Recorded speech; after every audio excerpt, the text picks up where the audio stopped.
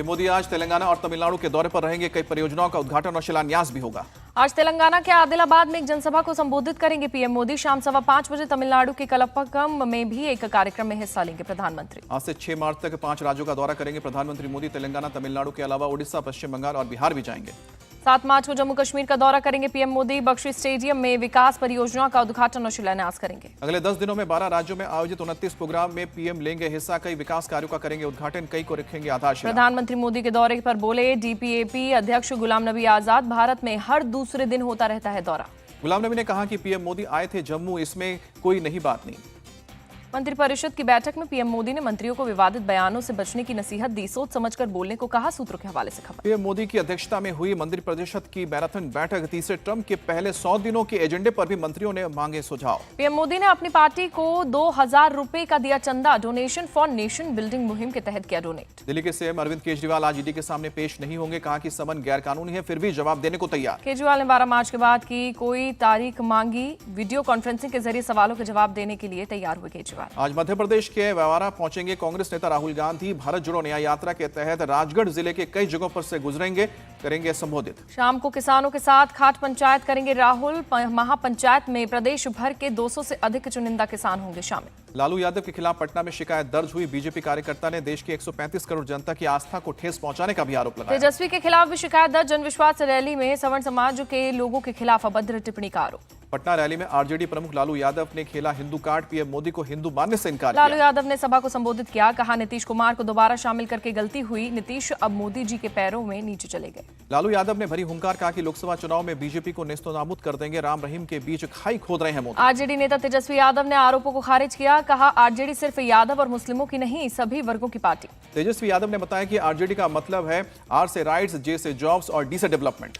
तेजस्वी यादव ने पीएम को दिया जवाब। लालू यादव के कामों को गिनवाया। कहा रेलवे को 90,000 करोड़ का दिया गया था फायदा।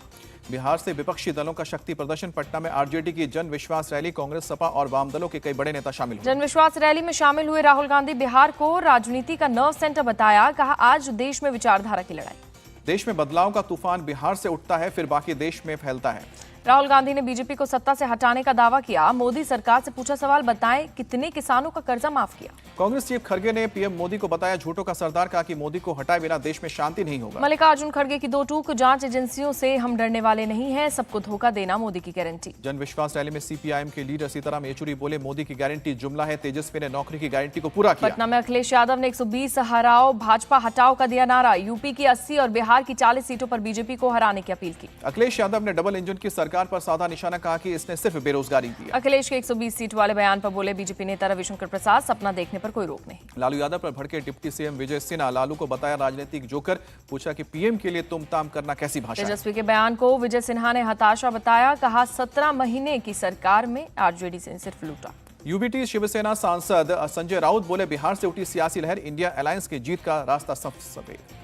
आरजेडी की जन विश्वास महारैली पर जेडीयू नेता नीरज कुमार ने कसा तंज। कहा महागठबंधन की रैली नकली, फर्जी 10 लाख की रैली का था दावा। जेडीयू नेता ने कहा कि आरजेडी का नहीं बदलेगा मूल चरित्र। एकजुटता दिखाने के बजाय पुत्र की एकजुटता दिखाने में लगे थे लालू। बीजेपी अध्यक्ष जेपी नड्डा आज नागपुर में बीजेपी युवा मोर्चा के राष्ट्रीय सम्मेलन में हिस्सा लेंगे। गडकरी और फडणवीस भी कार्यक्रम में रहेंगे मौजूद। भोजपुरी गायक पवन सिंह का चुनाव लड़ने से इनकार। कहा कि कुछ वजहों से आसनसोल से चुनाव नहीं लड़ पाऊंगा। पवन सिंह के फैसले पर बोले टीएमसी नेता शत्रुघ्न सिन्हा, ये उनका और उनकी पार्टी का अंदरूनी मामला। गुजरात के मेहसाना लोकसभा सीट से बीजेपी नेता नितिन पटेल ने अपनी दावेदारी वापस ली। कहा कि कुछ कारणों से किया था दावा। बीजेपी सांसद डॉक्टर हर्षवर्धन ने राजनीति से लिया संन्यास। दिल्ली के चांदनी चौक सीट से टिकट कटने के बाद फैसला। सुषमा स्वराज की बेटी बांसुरी को टिकट मिलने पर दिल्ली के मंत्री सौरभ भारद्वाज का बयान। ये परिवारवाद का जीता जागता उदाहरण। बीजेपी पर बरसी दिल्ली की मंत्री आतिशी। कहा पहले बेकार लोगों को देती है टिकट, 5 साल बाद कहती है गलत कैंडिडेट का चयन हो गया था। मथुरा से तीसरी बार उम्मीदवार बनाए जाने पर बोली हेमा मालिनी, जनता के लिए करती रहूंगी काम। पुडुचेरी की इकलौती लोकसभा सीट पर बीजेपी लड़ेगी। चुनाव प्रचार करने जाएंगे पीएम मोदी। सीएम रंगस्वामी ने दी जानकारी।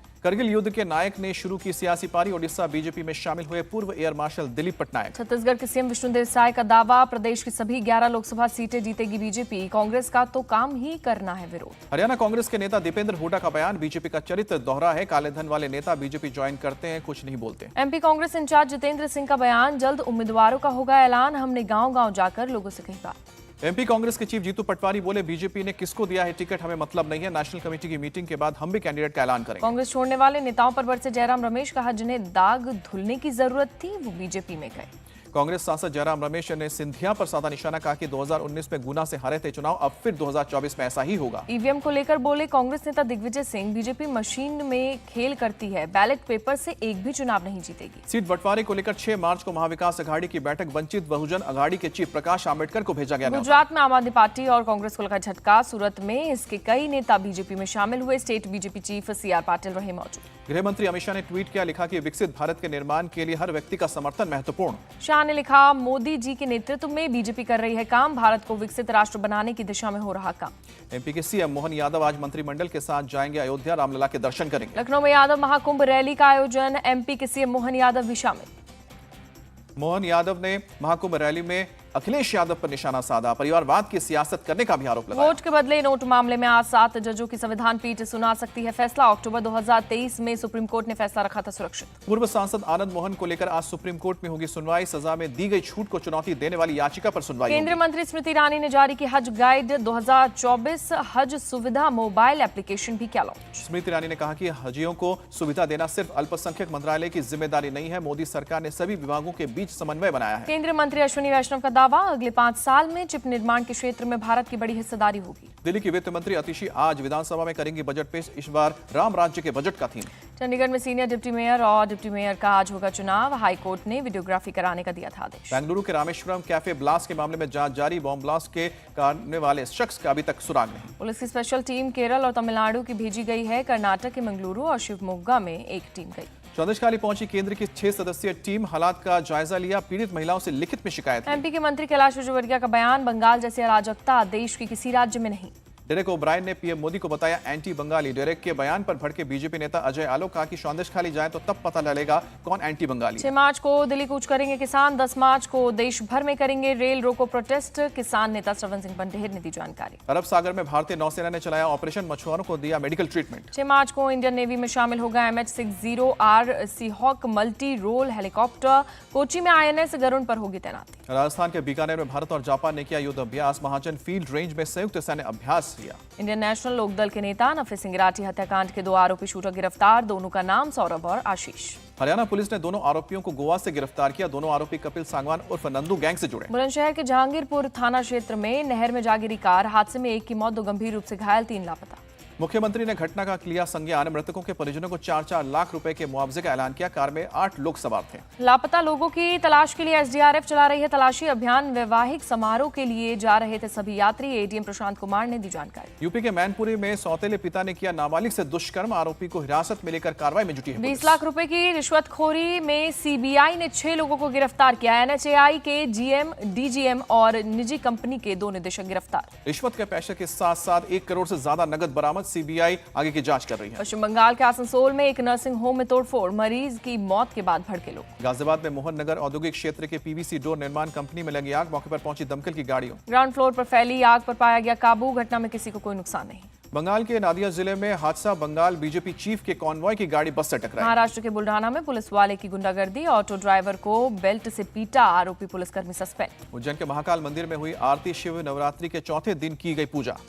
यूपी में आकाशीय बिजली गिरने की वजह से 4 लोगों की मौत, 4-4 लाख रुपए आर्थिक मदद देगी योगी सरकार। लखनऊ के विकास नगर में बड़ा हादसा टला, बारिश की वजह से अचानक धंसी सड़क, 20 सड़क फंसी कार। हिमाचल प्रदेश में जमकर हो रही है बर्फबारी, चंबा के जनजातीय क्षेत्र पांगी के लाड़ में भारी बर्फबारी हुई। जम्मू कश्मीर में भी हो रही है भारी बर्फबारी, पुंछ में बर्फ हटाने का काम जारी। WPL में गुजरात जायंट्स की लगातार चौथी हार, दिल्ली कैपिटल्स ने 25 रनों से हराया, गुजरात को टूर्नामेंट में बने रहने के लिए हर मुकाबला जीतना होगा। गुजरात जायंट्स ने टॉस जीतकर फील्डिंग करने का लिया फैसला, दिल्ली के बल्लेबाजी करते हुए 20 ओवर में 8 विकेट पर 163 रन बनाए। जवाब में गुजरात की टीम 20 ओवर में 8 विकेट पर 138 रन बना सकी, गुजरात जायंट्स की बल्लेबाजी पूरी तरीके से रही फ्लॉप। धर्मशाला टेस्ट में इंग्लैंड की प्लेइंग 11 में हो सकता है बड़ा बदलाव, तेज गेंदबाज ओली रॉबिन्सन मुकाबले से हो सकते हैं बाहर। इंग्लैंड के पूर्व कप्तान माइकल वॉन ने कहा, इंग्लिश क्रिकेट टीम को फुटबॉल मैनेजर पेप गार्डियोला की अप्रोच अपनानी चाहिए।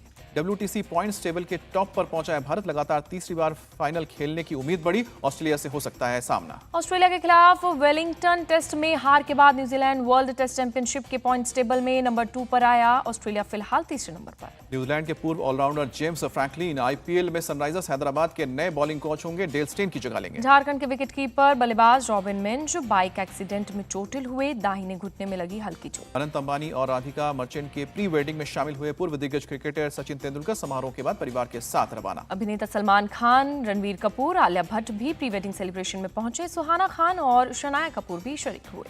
पत्नी करीना कपूर और बेटे के साथ पहुंचे सैफ अली खान। फिल्म निर्माता बोनी कपूर, माधुरी दीक्षित अपनी पत्नी नेने के साथ पहुंची। SII के CEO अदार पूनावाला और पत्नी नताशा पूनावाला भी हुई शामिल। प्री वेडिंग में भाग लेने के बाद जामनगर से हुए रवाना। प्री वेडिंग में पहुंचे थे माइक्रोसॉफ्ट के सह संस्थापक बिल गेट्स। समारोह के बाद रवाना हुए।